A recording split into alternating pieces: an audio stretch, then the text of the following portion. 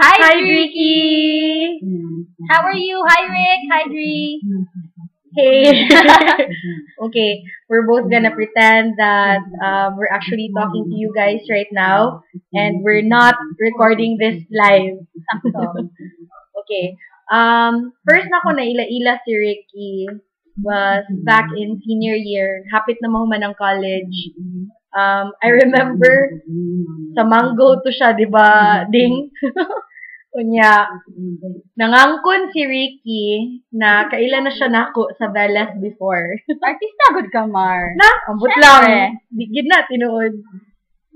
And I finally met Ricky when you guys were here na in Iligan and super daghan stories about him. O, di ba, Rick?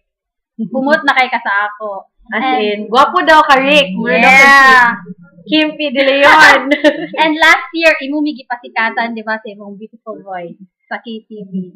Bitaw. Okay, not everybody knows this, but si Ricky, may kina siya mo kanta.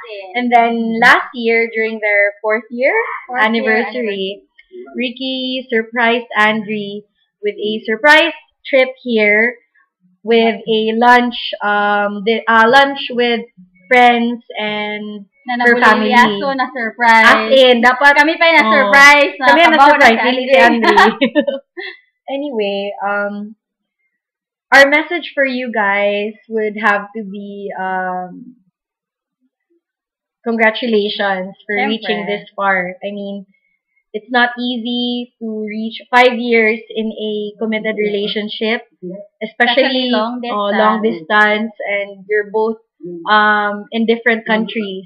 And And very you- busy people. Yeah, and you don't get to see each other that often. Anyway,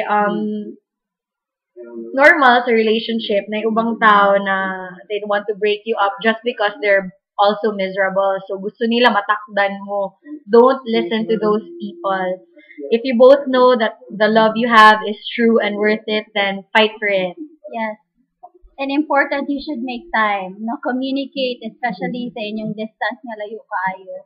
And relationships, good relationships take hard work. So, go. Yes.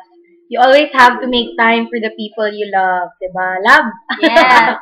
And Pareha na. Oh. both of you are an inspiration for us. As in, mga single. Okay, like, I mean, if they can do it and they're miles apart, Like, then why can't we? O, diba? Tama.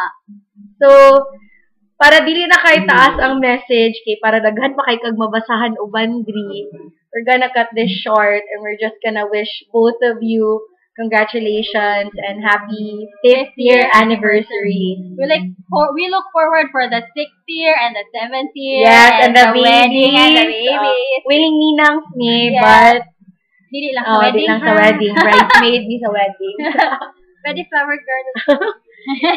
Anyway, Rick, from past experience, if you break her heart, We'll break your neck. as in boxing na Yeah. rami. Ready na, Emerick. Jab straight. Bye. Hook, uppercut. Bitaw. Congrats you guys We're and both happy for you. keep the fire burning. Yes. Yes. And Dri, sabuni. Kaya aron di mapatay ang kayo. Kay, Para perminit ba? daghan na kay manghuyop sila. Grabe. Nga na kayo sa mukan. Anyway, congrats again and We miss you both. we miss terribly you. much. Bye-bye. Balik mo diri kay mag-KTV na sad ta. Yeah. Congrats. Bye. Bye. Ah,